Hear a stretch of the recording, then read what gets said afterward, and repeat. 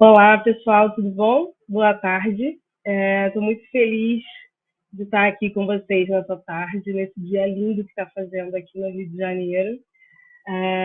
Fui convidada para apresentar um pouco do meu trabalho, um pouco de como a gente desenvolve aqui na Era Uma Vez no Mundo ferramentas para uma educação antirracista, como a gente pensa a sustentabilidade, como a gente trabalha questões raciais dentro da sala de aula. Então, a gente vai passar aí esse comecinho de tarde, espero que seja bem proveitoso, espero que todo mundo consiga acompanhar e que seja bacana para todo mundo.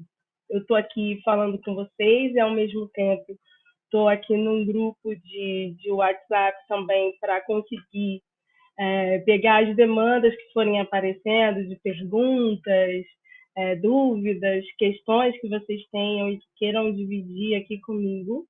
Então, podem interagir ao longo de todo o evento, ao longo de todo esse workshop, para a gente conseguir ter um dia bastante proveitoso. Tá? Então, primeiramente, boa tarde. Eu sou Jaciana Melquiades, vou fazer uma apresentação breve de mim e depois a gente começa. Eu estou tendo um problema técnico, geralmente eu faço esse workshop com a minha dupla, que é o Leandro Melquiades, meu sócio na Era Uma Vez no Mundo. Ele não está conseguindo entrar, então eu vou aqui seguir e fazer com vocês sozinha mesmo. Eu sou a Jaciana Melquiades, estou aqui do Rio de Janeiro, eu tenho 38 anos. Para vocês entenderem um pouco sobre o que eu faço da vida, né? Eu sou educadora, historiadora, empresária, estudei na UFRJ, sou formada já há quase 10 anos aí, e trabalho com questões raciais desde o início da graduação.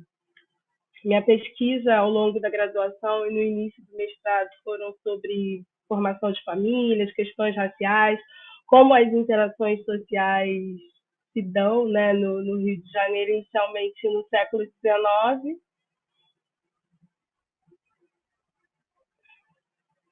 Só um minuto.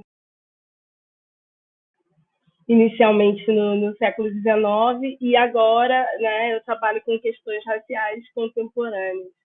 Ao longo aí de 2013, 14 até 2017, eu trabalhei com questões raciais na UERJ, fazia oficinas com um público médico e da área da saúde de um modo geral, de forma a conseguir criar um grupo capaz de trabalhar com populações de favela sem que o racismo atravessasse aí essa relação de saúde.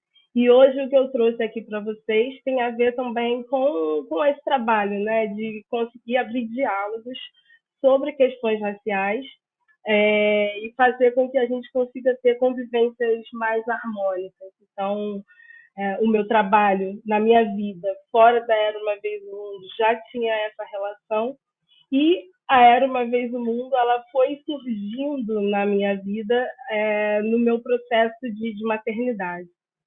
Eu me tornei mãe em 2010 e o questionamento que começou a aparecer ali naquele momento foi como é possível pensar futuro, como é possível criar uma criança no mundo em que a gente vive hoje, principalmente uma criança negra, sem que ela tenha espelhos positivos, que é a realidade que a gente encontra ainda hoje, não só midiaticamente, mas em todos os espaços aí que a gente vê que são importantes da gente se sentir representado.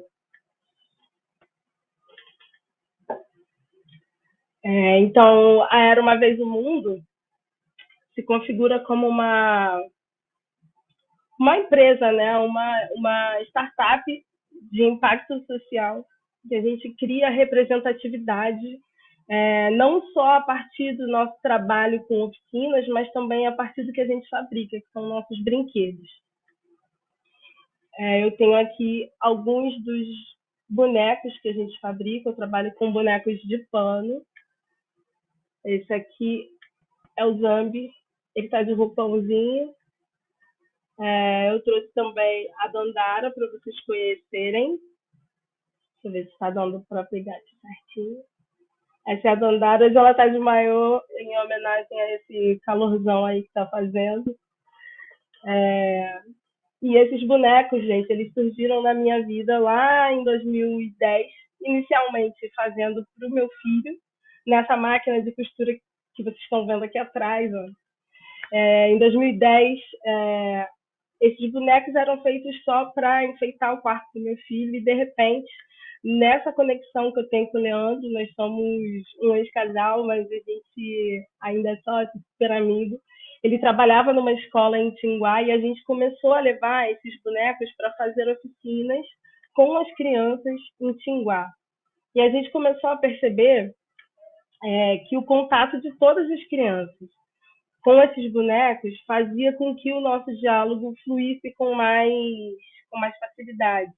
O diálogo com as crianças se tornou mais tranquilo.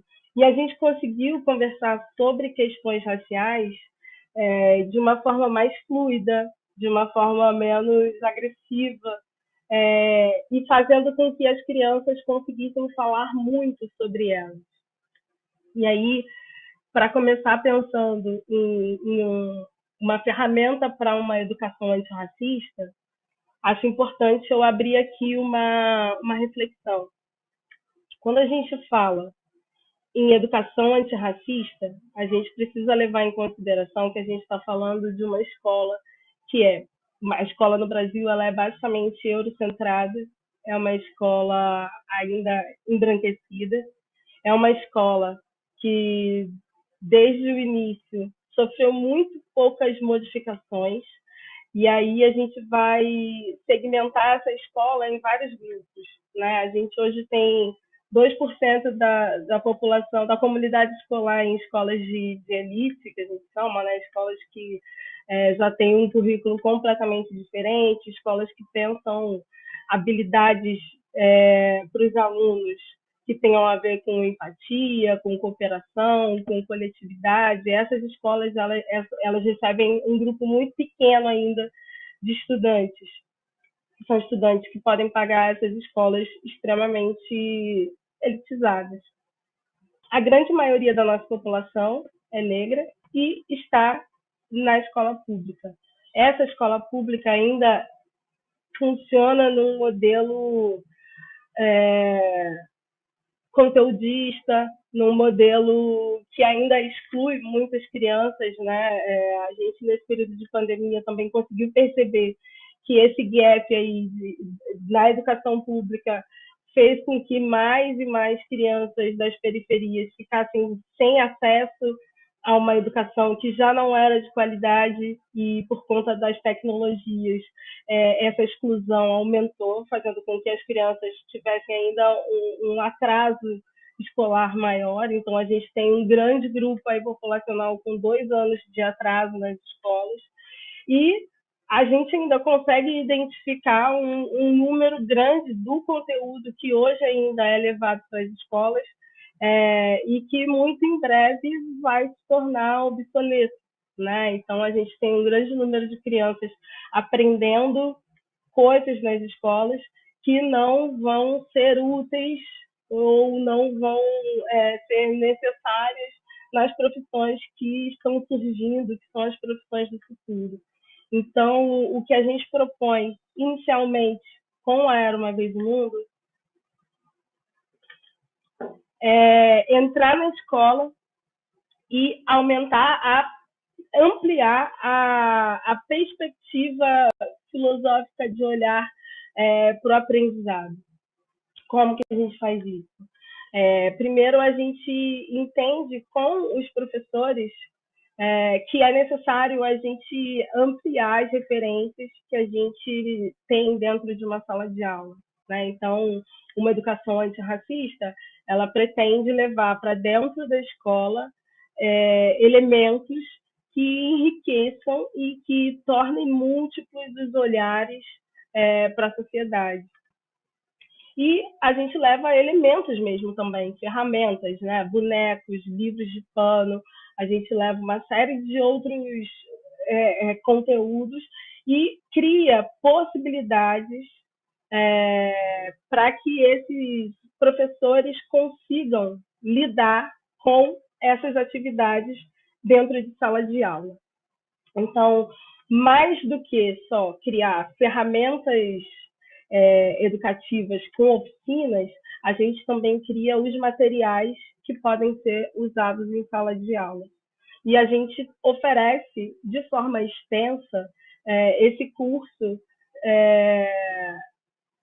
de forma online também, para que professores se capacitem e consigam atender às demandas atuais da escola, que vai ser receber esses alunos, né, que estão chegando desses 2 anos aí de pandemia, com uma série de necessidades de não só falar e conversar e interagir novamente, mas de dar conta de um conteúdo que foi completamente perdido ao longo desses 2 anos aí de pandemia.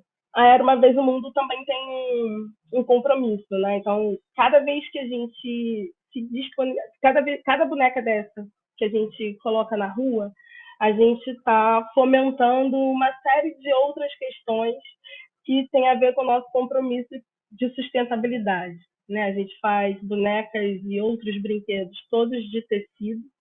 A gente entende que a produção de tecido não é da forma mais verde possível, mas ainda a forma como a gente encontra de diminuir os impactos dos brinquedos que são produzidos de plástico.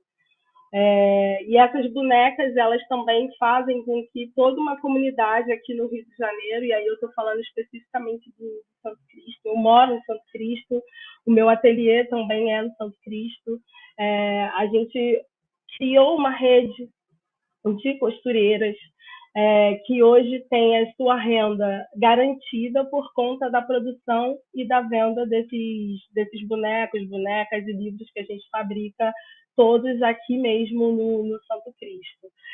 E essa produção, ela garante o emprego de mulheres negras especificamente, que antes, inclusive, da pandemia, se encontravam em situação de vulnerabilidade. Então, quando a gente fala que a gente é uma empresa de impacto social, a gente está falando que nós somos uma empresa que não só visa o lucro, mas que tem um propósito por detrás ali do que se propõe a fazer. A gente quer impactar a educação, e não só a educação escolar tradicional. A gente trabalha com pessoas que vêm aprender uma série de atividades com a gente para conseguirem executar esse brinquedo, pessoas que periodicamente também fazem parte desse ciclo de oficinas que a gente faz para conseguirem se dar conta, inclusive, do impacto positivo que elas causam com os brinquedos que elas criam. A gente cria oficinas e faz nas escolas com crianças e abre também essas oficinas de forma gratuita para professores de escola pública. Então, a gente impacta positivamente. Nesse ano de 2020, a gente fez um levantamento, a gente já impactou positivamente, assim, diretamente, 200 pessoas, e indiretamente a gente está falando de mais ou menos 15, 16 mil crianças, que são o público desses professores que a gente atendeu na Era Uma Vez o Mundo. Pensando especificamente agora, aprofundando para a questão do quanto é importante esse brinquedo, esse boneco e essa boneca negra na vida das crianças, a gente desenvolveu um projeto que se chama EBA, que se chama Espaço de Brincadeira Artesanal Afro-Referenciado. Esse EBA é uma oficina específica que a gente leva para escolas públicas e faz com alunos de escola pública.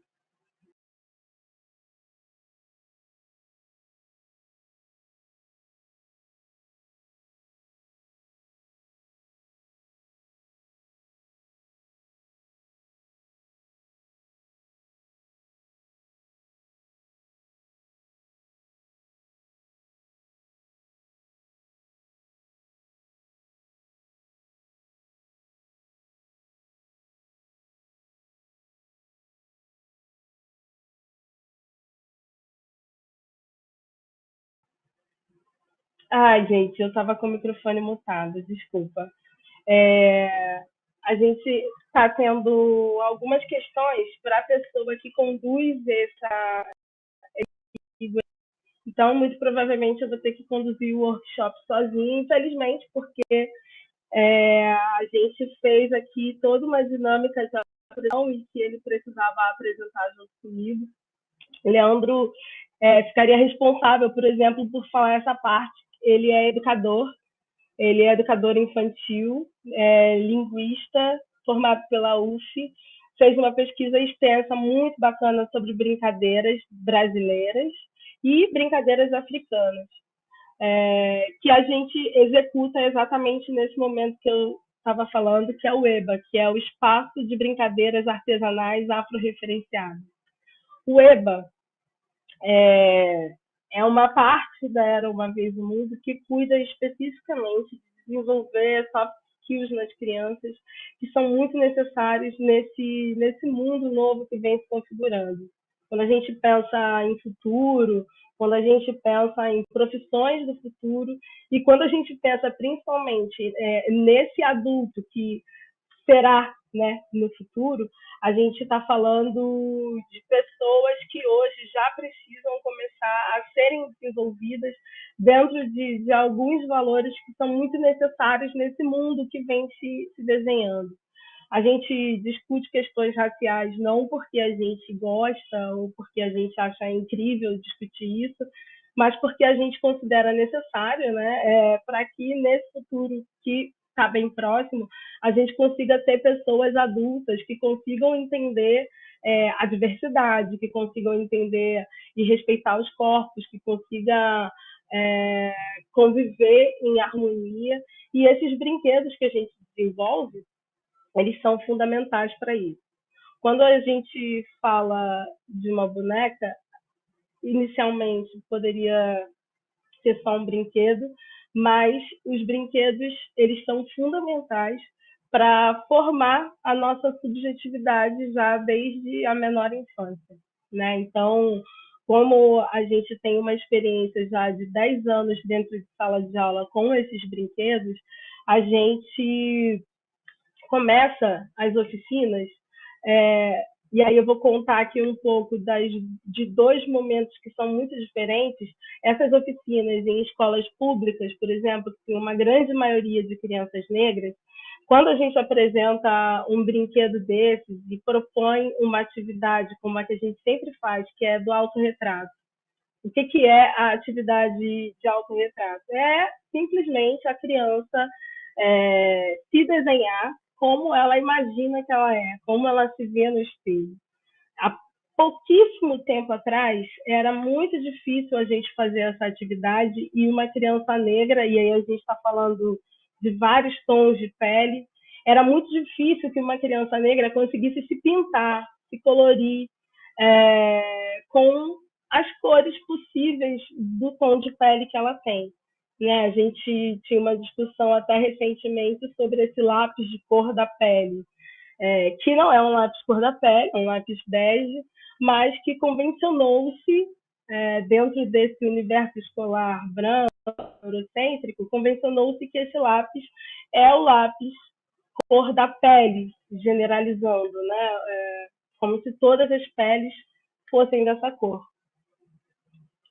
Então, a gente faz essa oficina dentro de escolas públicas e um fenômeno que sempre acontecia e ainda acontece com muita frequência das crianças, mesmo as crianças negras, se desenharem brancas, brancas, pintarem às vezes a pele de marrom, mas o olho de azul e o cabelo de loiro, se desenharem com características brancas. E aí a gente começa a entender o impacto que a falta de representatividade tem nesse corpo que começou a tomar consciência de si, mas que não consegue se ver nos espaços. Né? Então, são crianças que não conseguem se ver nos desenhos, não conseguem se ver nos brinquedos, não conseguem se ver nas lojas.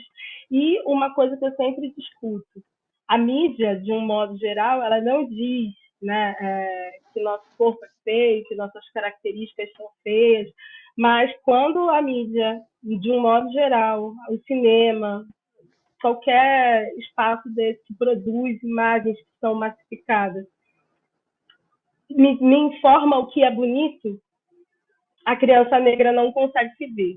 E aí o silêncio sobre a nossa existência já promove um tipo de pensamento, né? Se eu não estou no grupo do que é bonito, é bem tranquilo a gente chegar à conclusão de que eu sou feio. Ei, Leandro, Gente, tudo bem? Boa eu tarde. vou só eu vou só acabar isso que Termina eu o estou pensamento. falando e aí você se apresenta. Então, quando essa criança ela não consegue se ver, ela começa a criar uma distorção de imagem dela mesma e começa a se reproduzir branca, começa a se desenhar branca, começa a ter uma série de questões com autoimagem e autoestima que fazem com que ela, inclusive, tenha um desempenho ruim na escola, tenha um desempenho, começa a desenvolver uma timidez, né, que as pessoas chamam de timidez, mas que na verdade é um impacto do silenciamento que existe sobre o corpo dela. E quando a gente insere esse tipo de brinquedo dentro da sala de aula, a gente vê a criança já criar uma outra relação com a cor de pele que ela tem. Então, na escola pública, o impacto desse brinquedo é exatamente fazer com que as crianças consigam se enxergar, já que são maioria negra, consigam se sentir bonitas, se sentir potentes. É... E numa escola particular, o impacto é completamente diferente, porque a gente está falando aí de uma escola que vai ter uma grande maioria de crianças brancas, uma grande maioria de crianças que muito dificilmente vão interagir com pessoas negras no seu convívio do dia a dia, a não ser numa situação de trabalho, né, de serviço. Então, o impacto desse brinquedo dentro de uma escola dessas que a gente faz também oficina de classes A e B, faz com que essa criança comece a enxergar o corpo negro como um corpo possível de estar presente em todos os outros ambientes que não sejam só o ambiente do trabalho. Eu vou fazer uma pausa porque eu preciso muito que o Leandro se apresente, e aí depois a gente retoma com como que a gente desenvolve melhor o EVA. Tá bem. Gente, boa tarde. Como vocês estão? Eu primeiro peço desculpas, essa coisa de conexão, né, internet, tem uns imprevistos que acontecem, a gente fica meio sem saber o que fazer. Mas, de qualquer forma, estamos aqui. Espero que vocês estejam me ouvindo bem. Para começar, meu nome é Leandro Melquíades, eu tenho 35 anos. Sou sócio da Jaciana na Era Uma Vez o Mundo e nos nossos projetos educativos e dentro da empresa. A gente já está aí há 8 anos fazendo a Era Uma Vez o Mundo acontecer, tanto com a fábrica de brinquedos, com as ações educativas dentro dos espaços de educação. Eu sou formado em letras pela Universidade Federal Fluminense. Eu tenho um trabalho de pesquisa em brincadeiras, junto com o Museu Andy Warhol e o Museu de Arte Contemporânea de Niterói. Durante todo o meu tempo enquanto professor, eu trabalhei, eu lecionei em 2 municípios da Baixada Fluminense, Nova Iguaçu e Belfor Roxo, durante aproximadamente 15 anos.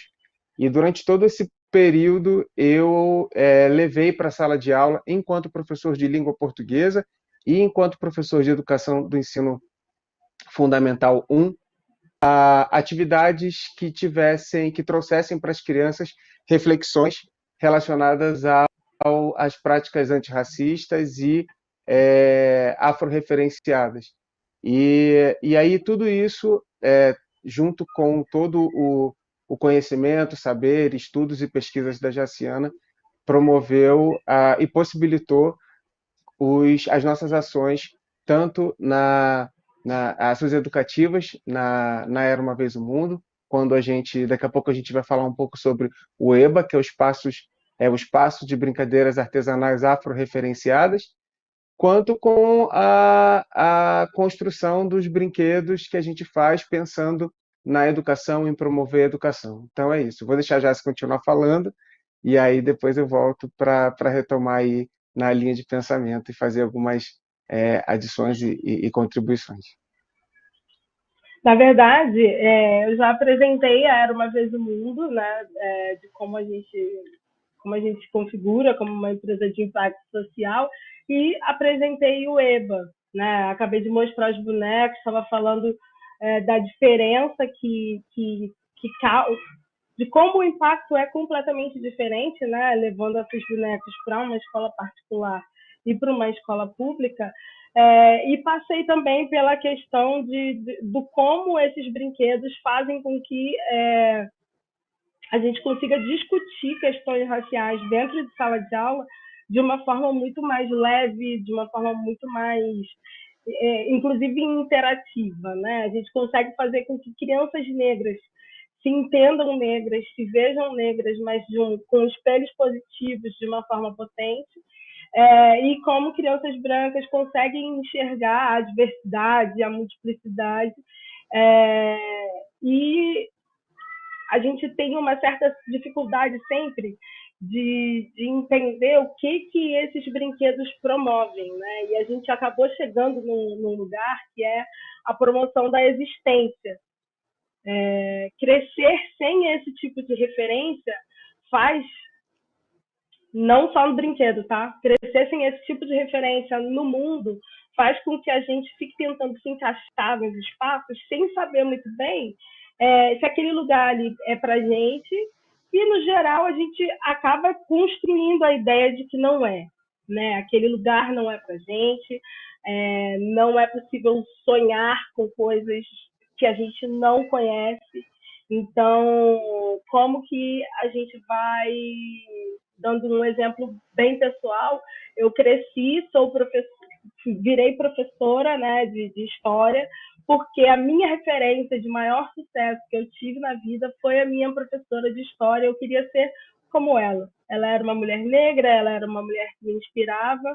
Eu sou da periferia do Rio, no meu entorno, todas as perspectivas que eu tinha de futuro estavam já ali no meu entorno, né? Que é o emprego no bairro, que é aquela vida em que a gente não consegue muito se ver fora daquele ambiente em que a gente vive, e de repente eu encontro no meu caminho uma mulher que parece comigo e joga o meu sonho para um lugar que eu não consigo encontrar materialidade ali onde eu vivia, mas eu consigo encontrar materialidade numa pessoa que virou uma inspiração para mim.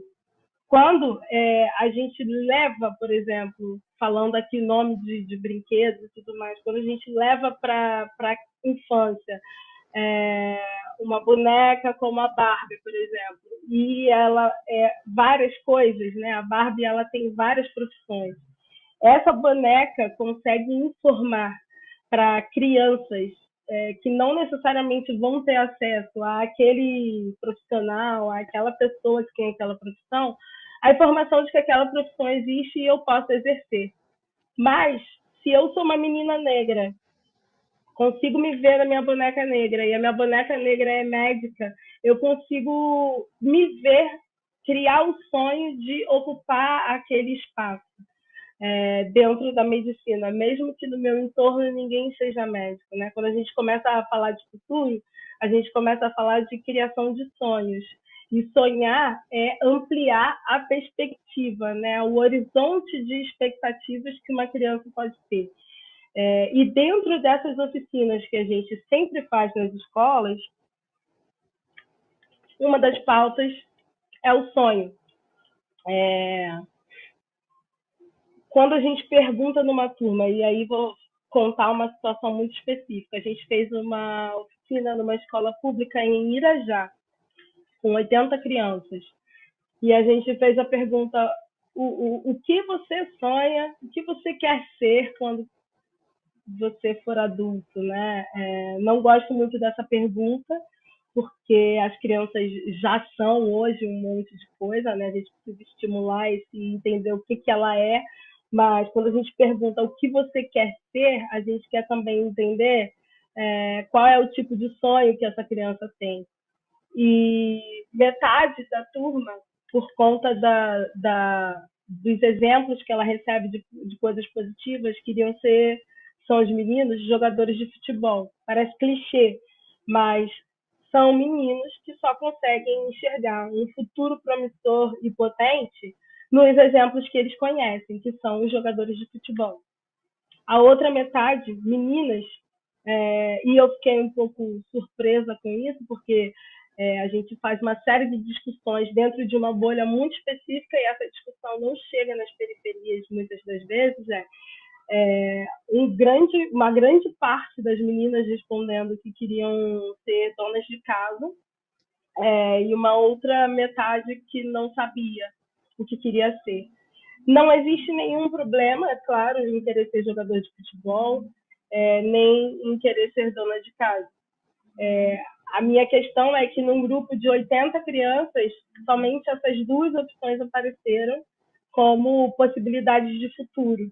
Né? E aí, quando a pergunta a conversa que eu e Leandro a gente sempre tem num grupo de crianças de 10 anos até 15, quando eu pergunto o que você quer ser, eu espero que essa criança queira ser tudo, inclusive astronauta. Né? Sonhar para uma criança é sonhar, inclusive, com coisas que hoje a gente considera impossíveis. Assim, ser astronauta é uma coisa muito fora da minha realidade. Mas uma criança deveria sonhar com isso, deveria sonhar com qualquer coisa.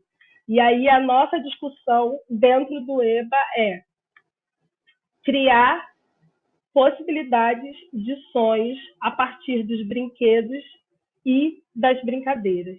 E aí eu vou pedir, Leandro, para você falar um pouco das brincadeiras que você pesquisou e da função dessas brincadeiras dentro dessa comunidade, dentro das comunidades escolares, né? Tá certo. É, eu vou falar só um pouco antes sobre como a gente chega nesse lugar, né, de pensar brincadeiras. A gente, quando pensa em brincadeira, a gente tem sempre memórias afetivas ligadas a qualquer uma delas. Quando a gente está conversando ou lembrando sobre como era a nossa infância, inevitavelmente a gente chega nesse assunto, né? As brincadeiras que a gente brincava quando era criança. E aí, se eu fosse perguntar para todo mundo que está assistindo aqui das brincadeiras que vocês brincavam, vocês vão lembrar daquelas brincadeiras de rua ou daquelas brincadeiras que vocês brincavam junto com seus responsáveis, ou com o irmão, ou com primos dentro de casa, aqueles jogos de tabuleiro, que foram brincadeiras muito importantes para a formação individual, tanto no nosso lugar cognitivo quanto no nosso lugar de socialização. E aí, entendendo essa potência que é a brincadeira, a gente, desde o início, começa a entender e começa a se perguntar, mais do que entender, né? Começa a se perguntar como é que a gente traz toda a nossa força, tanto em relação à nossa ancestralidade, quanto em relação à maneira como a gente se expressa, da brincadeira para o nosso trabalho. E aí a gente começou então a pesquisar brincadeiras afro-referenciadas. A gente está falando de afro-referenciada e não especificamente africanas, né? Mas é daí que vem a nossa fonte. Eu comecei a pesquisar uma centena de brincadeiras que foram originárias do continente africano e que foram trazidas para cá no período de escravização dos africanos para o nosso continente. E aí a gente vai entendendo que muitas brincadeiras vão se construindo nesse processo, elas vão se mesclando a brincadeiras de de diferentes nações dentro do Brasil, e a gente vai entendendo que vai descobrindo diferentes motivações e diferentes expressões, às vezes até de uma mesma brincadeira. Então, por exemplo, a forma como a gente brinca tem uma brincadeira que chama Terra e Mar, que é uma brincadeira de Moçambique. daquela região mais para o sul do continente africano. E que é uma brincadeira muito parecida com aquela brincadeira chamada vivo e morto, que a gente tem aqui, que a gente fala vivo, morto, e as crianças se abaixam e se levantam, né? Essa brincadeira, que chama terra e mar, inicialmente a gente percebe que ela está diretamente ligada com a composição geográfica, né, e com os componentes que estão ali no cotidiano daqueles brincantes, que eu não vou chamar só de crianças, mas de brincantes, porque a gente, inclusive adulto, se a gente para pensar e se está disponível para as brincadeiras, a gente gosta muito de ser brincante, né? E essa brincadeira de Moçambique, é, ela é uma brincadeira em que, que os brincantes se dividem em dois grupos, divididos por uma linha em fileira, e aí tem uma pessoa que é o cantador, né, que vai comandar a brincadeira, e ele vai dizendo aleatoriamente as palavras terra e as palavras mar, e cada um dos espaços em que as crianças estão entre as linhas é um desses lugares. Então, conforme as crianças vão ouvindo as palavras sendo ditas, né, terra e mar, elas vão pulando de um lado para o outro da linha. Sempre que elas erram o espaço ou continuam de um mesmo lado, elas são afastadas da brincadeira, mas elas não deixam de participar. Elas começam a fazer parte de quem está cantando a brincadeira. Elas não deixam exatamente a brincadeira completamente. Por que a gente faz dessa maneira e por que a brincadeira é assim, né? A gente entende que, inicialmente, essa brincadeira tem um potencial de trazer a atenção da criança, de chamar a atenção do brincante para aquilo que está sendo dito, né? Então, trabalha majoritariamente esse potencial cognitivo em que desperta a audição e a movimentação, né? E leva a esse brincante a desenvolver a motricidade, mas, ao mesmo tempo, quando ele em alguma medida vacila e deixa de acompanhar aquilo que está sendo cantado, ele passa, então, a comandar a brincadeira. E ele não deixa a brincadeira, ele não se sente um perdedor, ele se sente ainda fazendo parte daquela composição e torcendo para aqueles que antes eram os seus oponentes ali no jogo. Dessa maneira, essa brincadeira é uma brincadeira que não constrói imediatamente, na verdade, em nenhuma medida, essa noção de vencedor e de perdedor. Embora ela tenha um vencedor, que vai ser o último brincante, ela não vai ter perdedores, porque são os brincantes que vão voltar para compor a brincadeira novamente. E aí daí a gente cria um ciclo.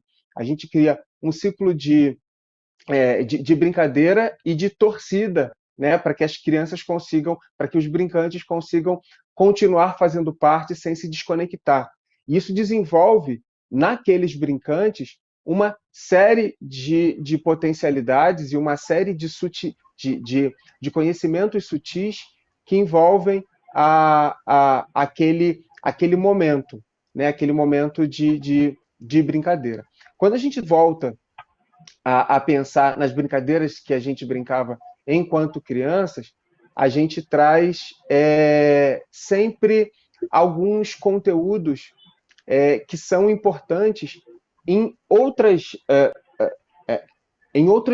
movimentos, em outras expressões na nossa vida, não só naquele momento de brincadeira. Quando eu falo no início dessa minha fala aqui que a brincadeira é importante para o desenvolvimento de algumas potências cognitivas que a gente tem, mas não só esse desenvolvimento, mas também no de socialização, talvez a brincadeira, nesse sentido, ela seja o que ela desperta de mais interessante, de mais bonito, de mais forte.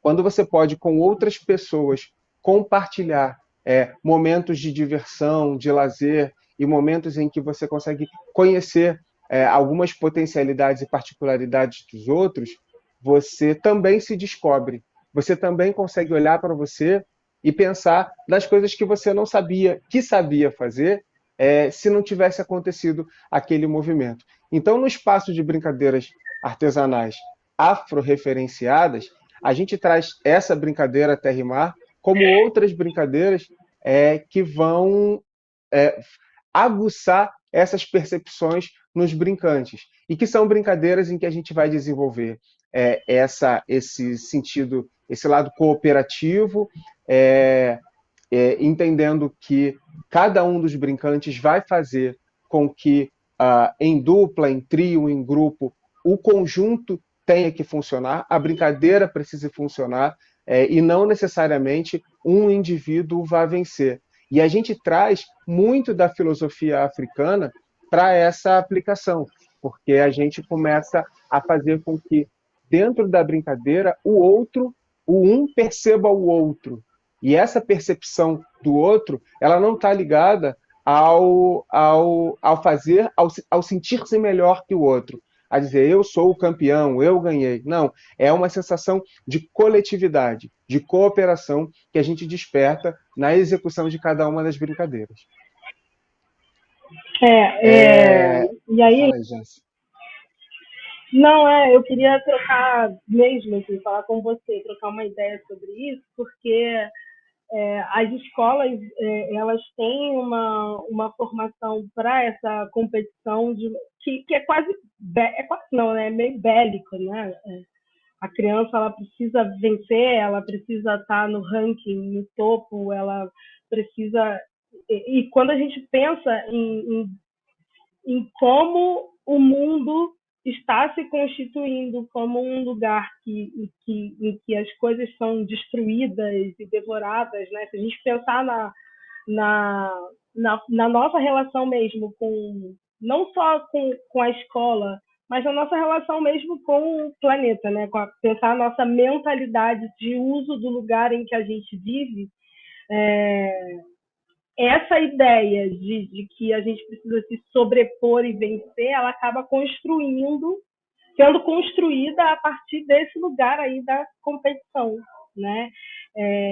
Quando a gente discute futuro, é importante a gente começar hoje já a fazer uma transformação nessas mentalidades para que a gente consiga ter um futuro em que pessoas consigam conviver e cooperar para uma coletividade mais próspera, né? É muito bonito a Definitivamente. gente ver aquela ideia lá do Ubuntu, né, de que todo mundo vai devagar, carregando a brincadeira de levar o cesto e vamos dividir.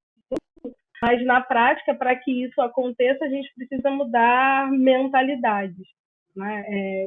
E desde a menor infância. Assim. E não tem uma outra ferramenta melhor para transformar essas mentalidades que não seja a educação. Então, quando a gente traz as brincadeiras, a gente está falando diretamente com os brincantes, que socialmente hoje são as crianças, e a gente está levando esse conteúdo para as crianças a partir desse movimento de educação. E que é um desafio, porque é exatamente isso que você falou, quando a gente está falando dessa aplicação das escolas, né, e que trazem na sua, eu não sei se grande maioria, mas em grande parte, essa ideia de vencedor, essa ideia de competição, a gente está ainda muito, ainda no século que a gente está, no século XXI, a gente está muito fincado a uma educação tradicional, a uma educação em que é a nota mais alta, que é a nota que é o que valida o seu conhecimento, é, é, dentro as microcompetições estabelecidas dentro do ambiente escolar, elas vão validar o seu sucesso, né? E não só no ensino médio, não, a gente está falando de pequenas coisas no cotidiano escolar. E é a partir disso que a gente precisa começar a refletir, tanto enquanto educadores, olhando para isso com mais sutileza e com mais critério, quanto como responsáveis, de uma forma geral, pelas crianças. Com isso, a gente não está dizendo, a gente vive uma sociedade que é uma sociedade que está o tempo inteiro comparando, é uma sociedade que está fazendo com que a gente esteja é, é, é, fatalmente alinhado à comparação com os outros. E a gente não está dizendo que a gente vai, a gente precisa promover, desfazer isso de uma maneira ampla, porque é uma força muito maior, mas trazer uma reflexão séria sobre esse movimento para a vida das crianças e fazer com que elas entendam o que de fato é mais importante para fazer com que a vida dela exista em sucesso, o que é a nossa proposta, fazer com que ela reflita sobre as pequenas ações e, a partir dessa reflexão, ela consiga se ver e ver as suas atitudes e rever as suas práticas ao longo da sua vida, do seu processo. Só para a gente acho que concluir essa parte, tem algumas pesquisas que já apontam que mais ou menos 30% desse conteúdo, né, desse conteúdo mais positivista ainda que a gente tem dentro da escola, ele vai se tornar obsoleto, levando em consideração as profissões que vêm surgindo, que têm uma relação muito mais direta com a nossa capacidade emocional de lidar com o mundo, né? Cada vez mais as profissões do futuro vão exigir a nossa capacidade de se conectar com o outro, a nossa capacidade de ouvir o outro, que são coisas que as máquinas não conseguem executar, a máquina não consegue perceber, a máquina não consegue entender, não consegue ser empática. Né? Então, esse tipo de profissão, que cada vez é mais crescente, vai exigir pessoas que tenham essas habilidades desenvolvidas. E o que a gente tem hoje ainda é uma total falta de olhar para esse lugar desse desenvolvimento infantil que requer essas habilidades sendo cuidadas. E aí, quando a gente... É muito difícil você ser uma empresa hoje que faz brinquedos analógicos, brinquedos que exigem interação humana, brinquedos que exigem que pessoas inventem histórias para contar para os seus filhos com as suas bonecas e bonecas. Os nossos brinquedos exigem imaginação, os nossos brinquedos exigem gente, né, interagindo e fazendo com que a brincadeira faça sentido. E a proposta que a gente tem na Era Uma Vez no Mundo é exatamente essa. No mundo absolutamente tecnologizado, a gente propõe vamos ser analógicos um pouco, vamos interagir, vamos conectar. E foi isso que a gente viu e conseguiu entender que era muito importante acontecer ao longo desse período pandêmico. Né? A gente viu as pessoas se afastando, a gente viu as pessoas precisando se isolar, e de repente a gente teve que tirar o nosso negócio de um lugar presencial, veio para o meio digital, se estruturou digitalmente, e viu um movimento muito bacana acontecer, que é de pessoas acessando nossos brinquedos e se conectando dentro das próprias casas. Né? Esse foi um movimento muito incrível que a gente nem imaginou que aconteceria, porque a gente foca muito em escolas, a gente foca muito em atividades que a gente pode fazer dentro das escolas. E, de repente, a gente conseguiu entender que há um interesse, inclusive, chegou para a gente demandas nesse sentido, né? De pai, mãe, pessoas que são responsáveis por crianças. Como que eu faço para brincar com meu filho em casa, nesse período que eu não posso sair de dentro de casa? Como que eu faço para me conectar com meu filho? Como que eu faço para conversar com meu filho? E os brinquedos, eles surgiram como essa possibilidade de troca, né? O nosso público acabou encontrando nesse brinquedo analógico a possibilidade de conexão entre pessoas adultas e crianças dentro de casa nesse período caótico. A gente meio que foi, quase que virou consultor de como criar interação entre pessoas, né, dentro de casa.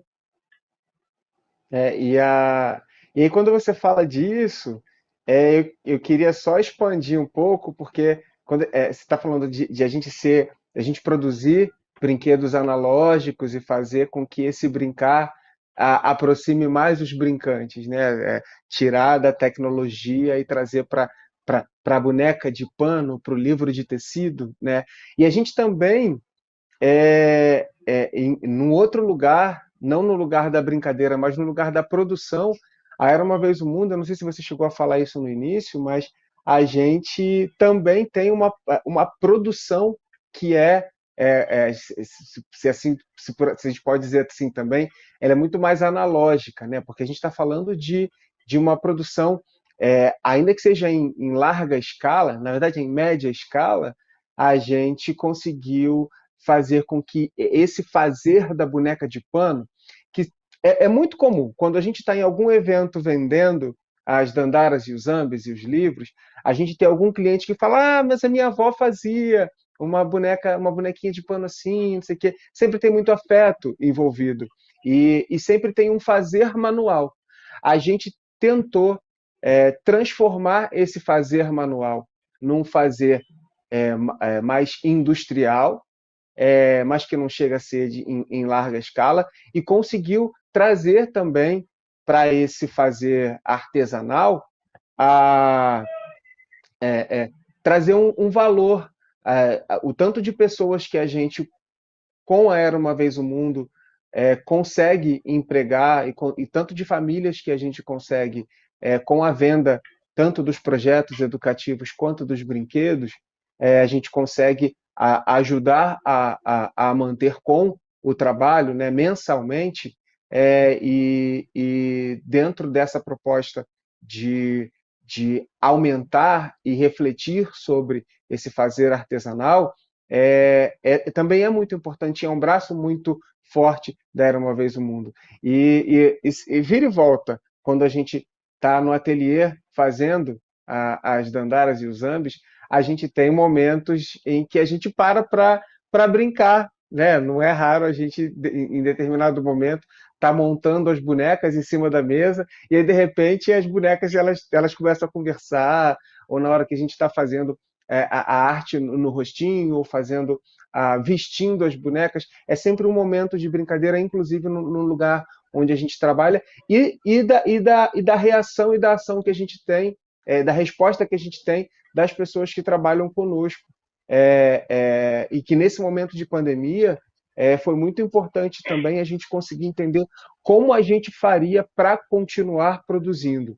A gente tem um ateliê aqui no Santo Cristo, que é na região portuária do Rio de Janeiro, e só que a gente não podia deixar muita gente trabalhando ao mesmo tempo, junta, na produção das bonecas. Então a gente precisou redesenhar o modelo de produção e aí compartimentalizar as bonecas para diferentes ateliês comandados por mulheres e por famílias comandadas por mulheres aqui, próximos a nós, e aí parte da boneca era feita num lugar, ainda na verdade, né? Feita num lugar, a outra parte feita em outro lugar, o corte é feito feito no ateliê, a costura é feita em outro lugar, daí a gente juntava tudo fazendo essa conexão, tentando manter da melhor forma possível essa característica artesanal que traz o afeto atrelado aos nossos brinquedos, né? Sim. A gente tinha pensado, de alguma forma, de conseguir conectar as pessoas que estão aqui a partir de uma dinâmica, né, de perguntas e tudo mais. Mas a gente não está conseguindo, assim, a gente não sabe se tem alguma pergunta sendo feita, se vocês querem saber alguma coisa, querem perguntar alguma coisa, e tem mais meia hora assim, de workshop, e eu queria, Leandro, enquanto a gente espera para ver se tem algum feedback aqui de perguntas, Que a gente pensasse agora nesses últimos 30 minutos, né?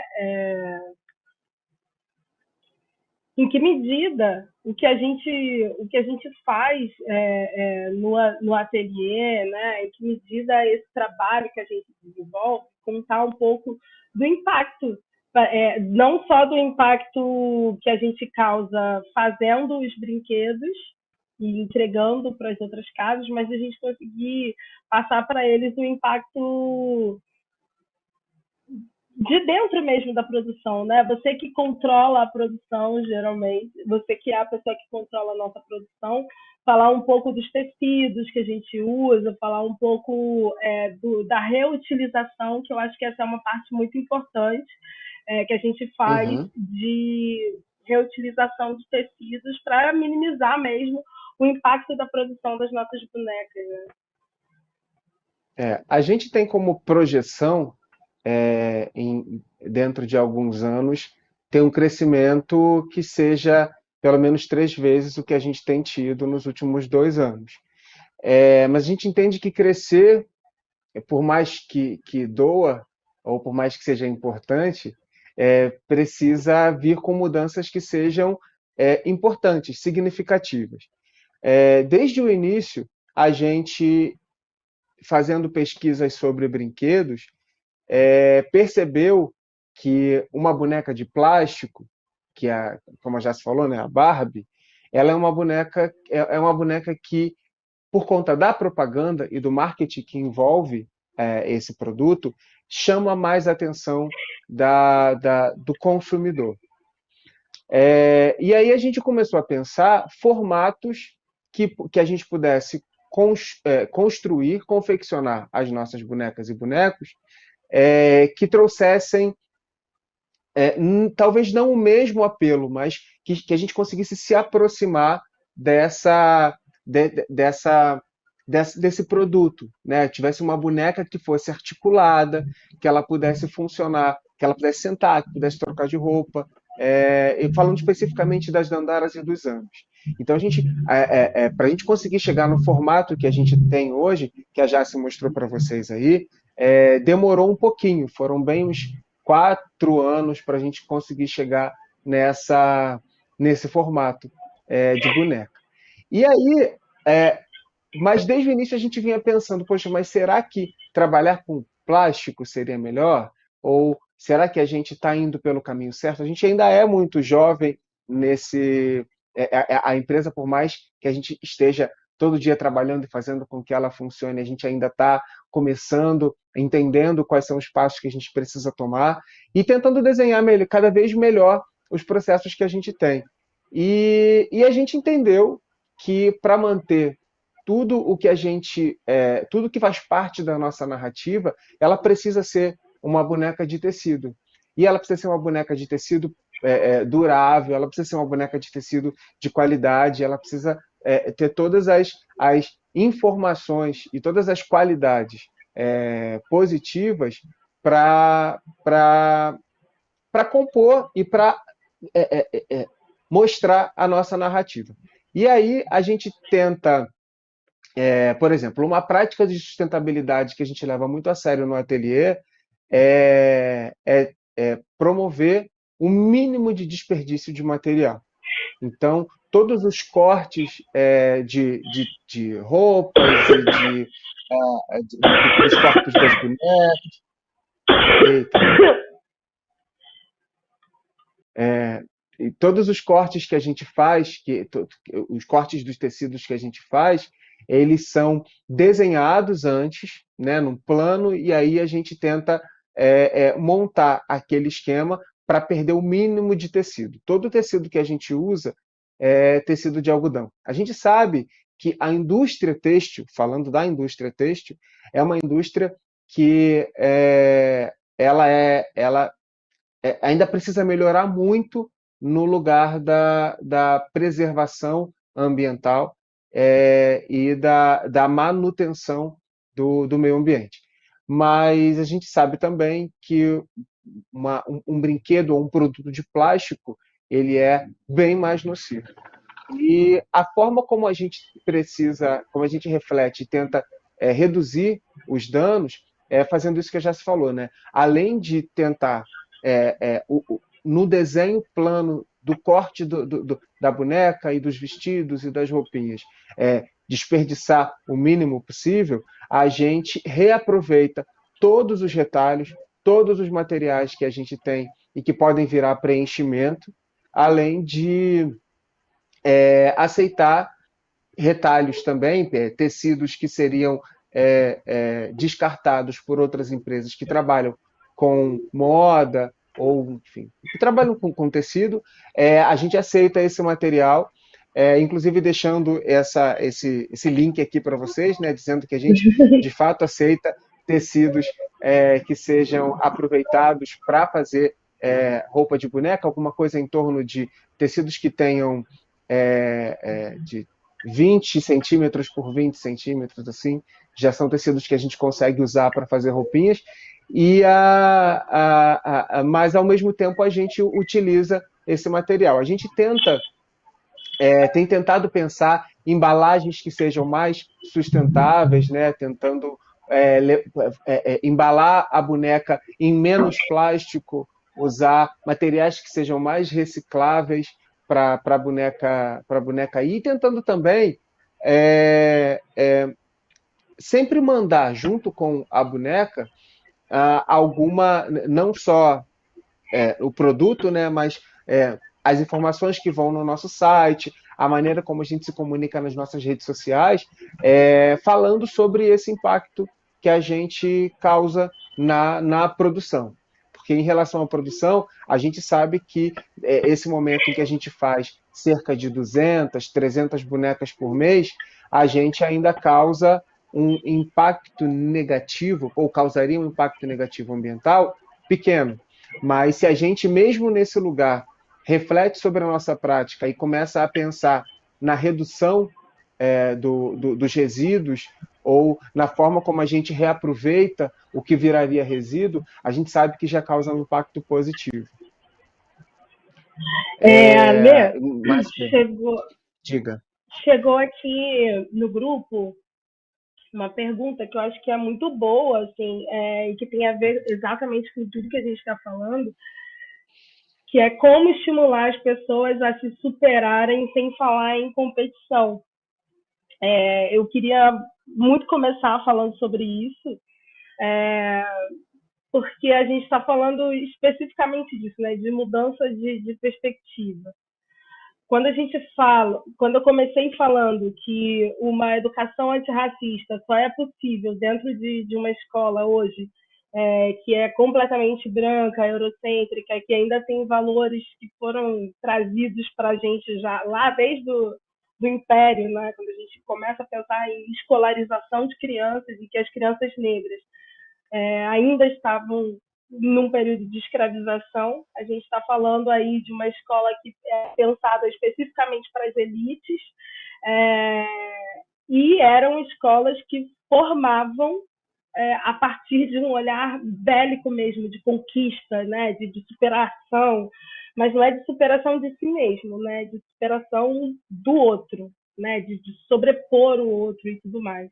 Essa escola, ela sofreu muito pouca alteração e hoje a gente ainda vive um modelo que propõe esse tipo de estratégia de vida, né? Quando a gente pensa nas filosofias africanas, tem uma intelectual negra muito importante da gente conhecer e ler duas, na verdade. Estou falando da Catiúcia Ribeiro, mas aqui agora eu estou falando especificamente da Asa Njeri. Eu posso depois passar para todo mundo que estiver conectado aí as indicações. A gente tem um material para enviar para todas as pessoas no final. A Asa Njeri, ela traz para a gente assim, um conceito que não é dela, né? Que ela facilita a nossa vida, porque a maioria dos textos estão em inglês, e aí ela traz para a gente, desenvolve o conceito apresenta para a gente o conceito de pluriversalidade. E a ideia da pluriversalidade é que a gente consegue coexistir, várias culturas conseguem existir e coexistir sem uma se sobrepor à outra.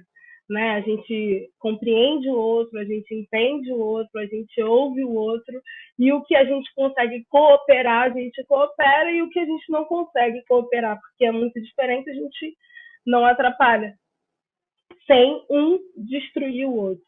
Então, quando a gente pensa essa pergunta em si, como estimular as pessoas a se superarem sem falar em competição, quando a gente pensa em se superar, a gente não está competindo.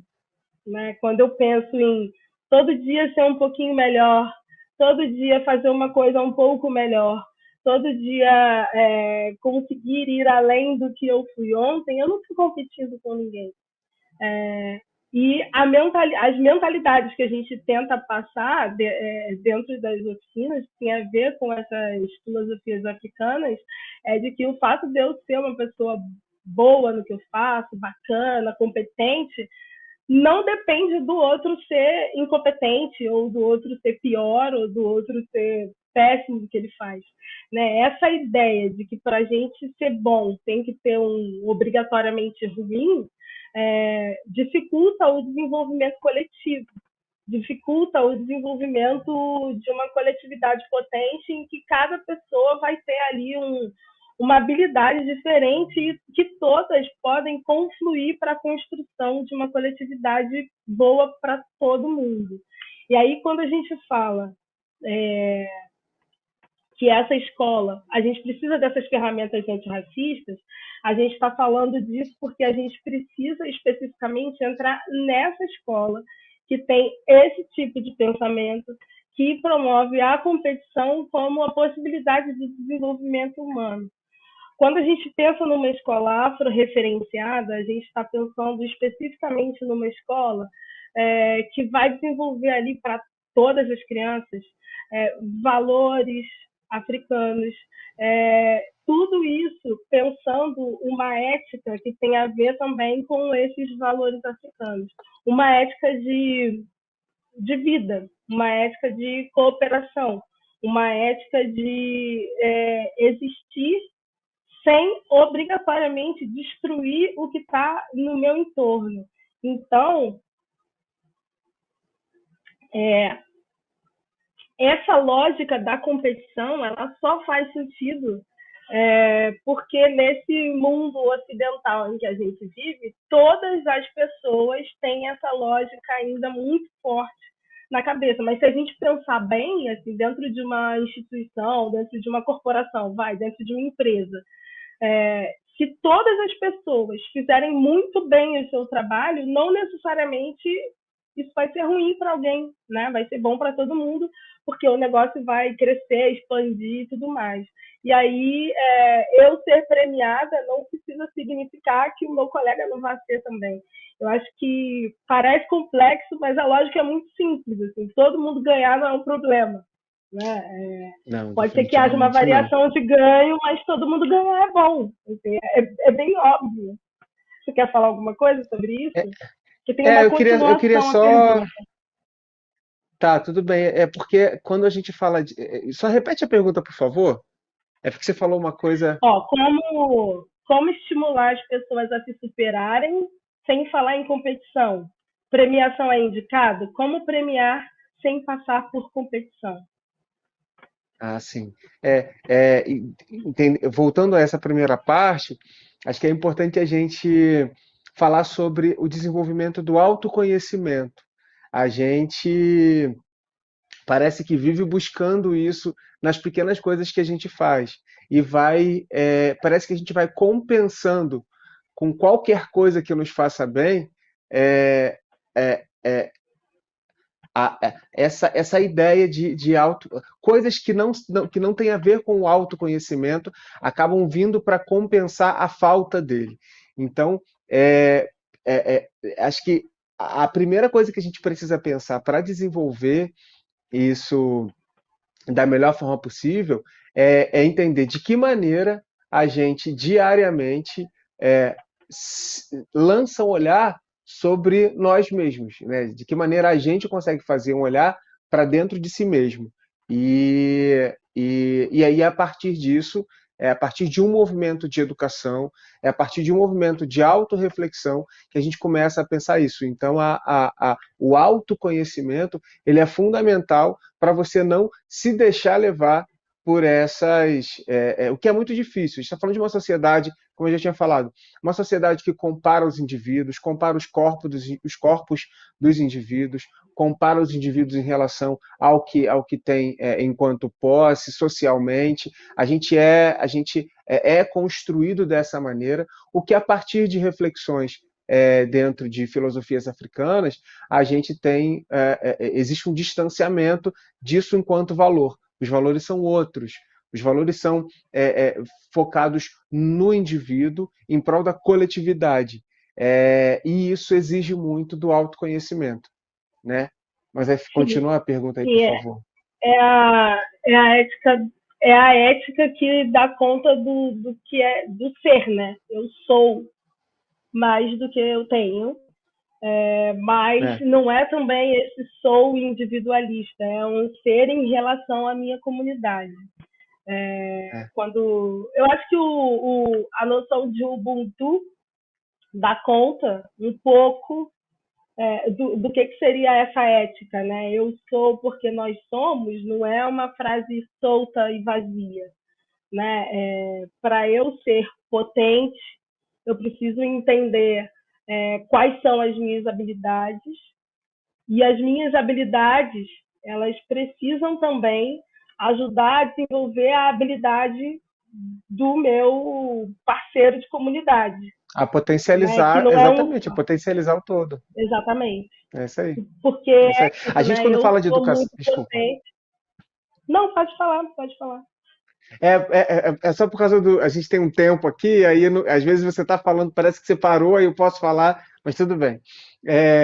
A gente tem uma dificuldade, enquanto educador, de, de achar que só o que é apreensível, só o que é contável, é possível trazer como conteúdo dentro da educação. É fácil eu ensinar que um mais um é dois, é fácil eu dizer que B junto com A faz foneticamente Ba, é mais fácil isso. Agora, trazer conteúdos que são mais insólitos e que estão ligados com a construção diária desse autoconhecimento, de como você reflete sobre coisas que são muito mais insólitas, e, sobretudo, falando de infância, é um grande desafio para o professor, para a professora, para o educador de uma forma geral, e é nesse lugar mais sutil que a gente que a gente tenta caminhar, né? E que não é simples, não é fácil, mas é um lugar Não, essencial para desenvolver isso tudo desse ambiente, dentro da educação da infância.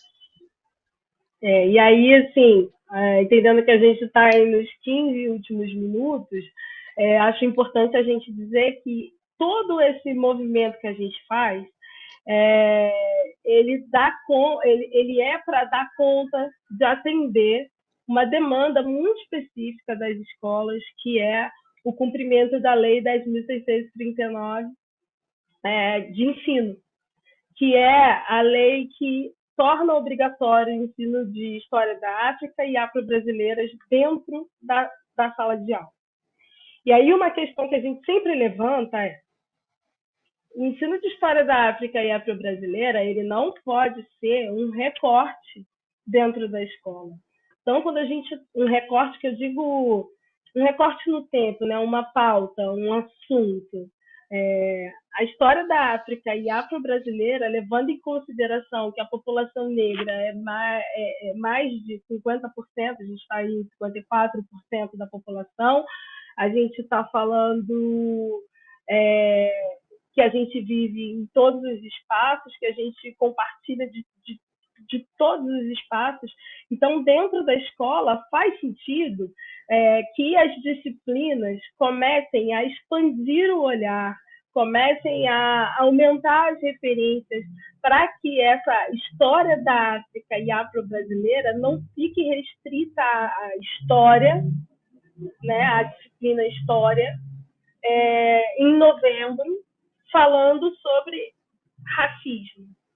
quando a gente fala de criar subjetividades potentes, quando a gente fala de futuro, quando a gente fala de sonho, a gente está falando de, ao longo de todo o currículo escolar, ao longo de todo o ano letivo, a gente atentar para que dá para você falar sobre questões raciais sem ser obrigatoriamente pelo viés negativo, sem ser pelo viés da dor, sem ser pelo viés do sofrimento. Tem muitas coisas legais, e é isso que a gente tenta entregar nos cursos que a gente oferece, nas oficinas que a gente faz.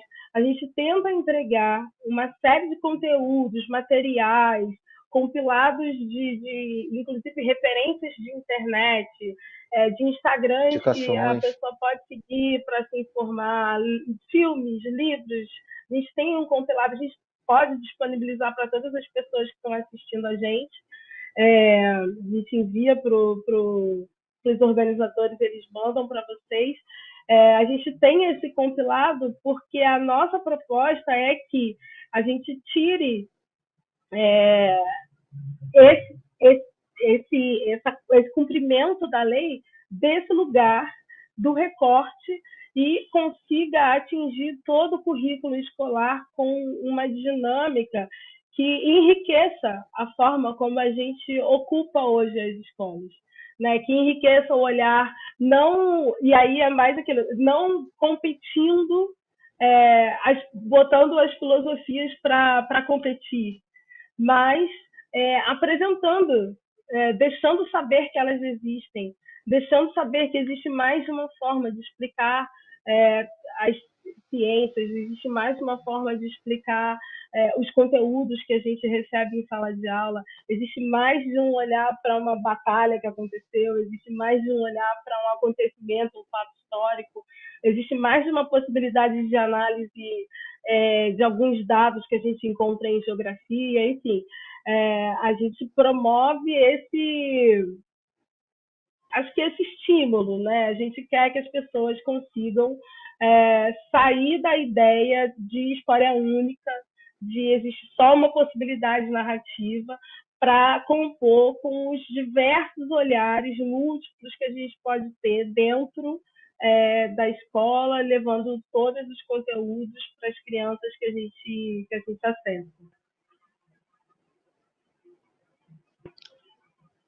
É, eu nem sei se precisa completar. Acho que eu estava pensando aqui em como a gente, falando disso que a gente estava falando antes, né, em como a gente tá tão,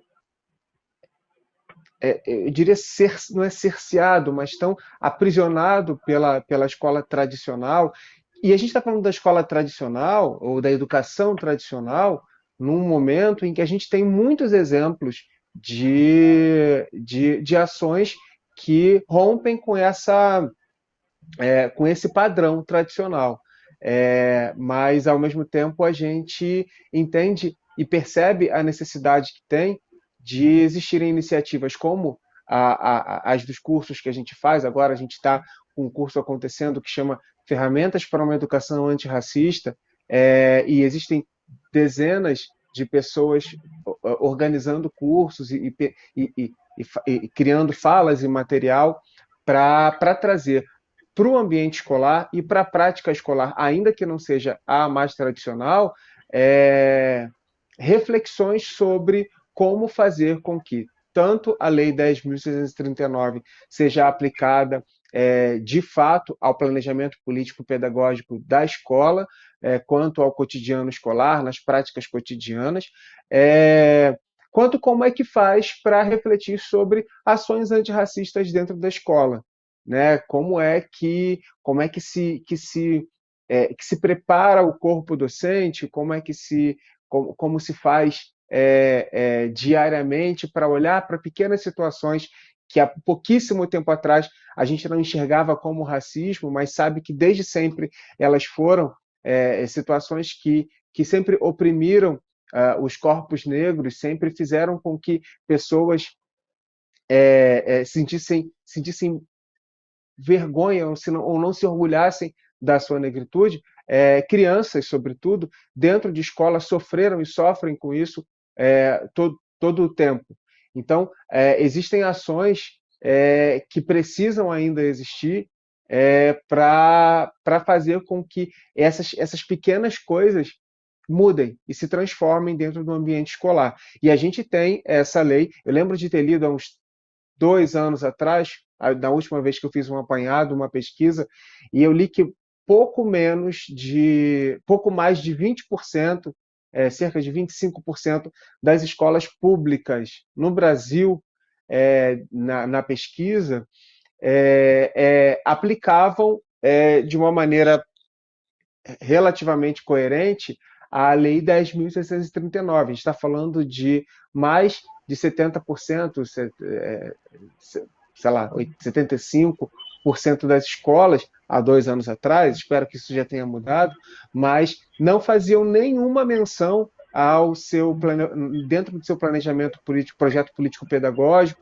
ou nas suas ações cotidianas, à Lei 10.639, nem no mês da consciência negra, enfim, nem nesse momento. Era como se a história negra no Brasil, ou a história das culturas africanas, não existisse. Né? E tudo que tivesse havido foi a escravidão nesse lugar do sofrimento. Então a gente precisa lançar o nosso olhar para essas práticas e entender, enquanto escola, enquanto instituição escolar, instituição de educação, enquanto responsáveis também, né? O que está acontecendo na escola do meu filho, da minha filha, da criança pela qual eu sou responsável? Será que na escola existe esse debate? Será que esse debate está sendo feito da maneira mais adequada? Né? É importante que a gente se integre e se interesse por isso e saiba que existem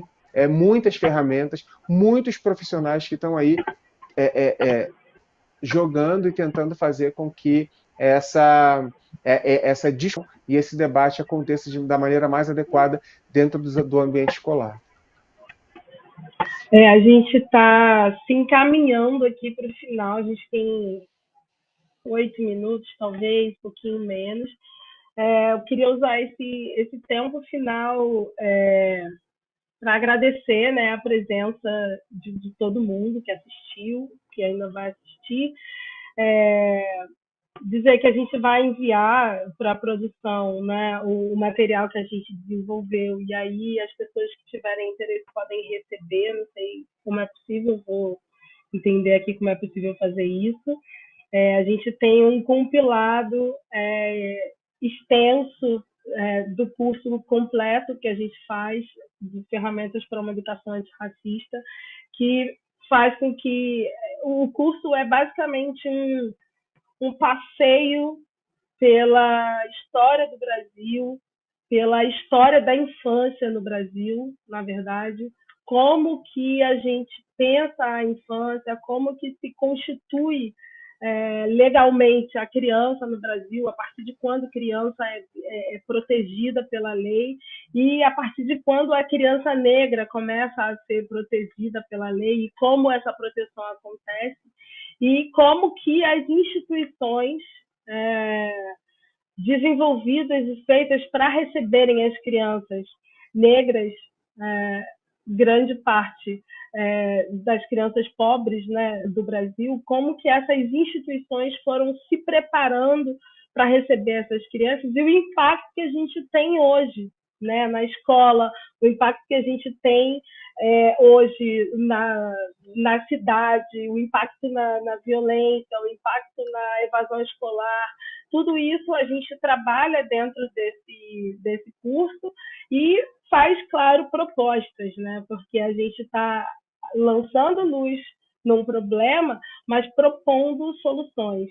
E a gente propõe sempre como solução entrar nas escolas, fazer oficinas, distribuir bolsa, que é isso que a gente faz para tentar impactar a maior quantidade de professores possível, tentar criar uma rede de apoio entre profissionais da educação que estão aí no dia a dia tentando construir um espaço educativo menos sofrido, né, para a gente e para as nossas crianças.